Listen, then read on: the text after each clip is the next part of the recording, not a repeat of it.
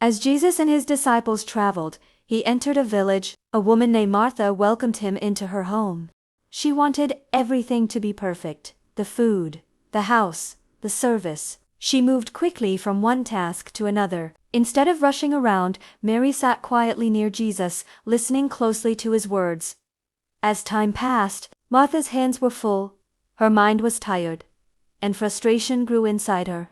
Finally, she came to Jesus and said, "Lord, don't you care that I am doing all this work alone? Tell my sister to help me." Jesus looked at her with kindness and said gently, "Martha, Martha, you are worried and troubled about many things, but only one thing is truly needed. Mary has chosen what is better, and it will not be taken away from her." The same applies today. You already accepted Jesus Christ, but you're always worried about many things, forgetting what is important. Of course, the Lord knows you need all of that.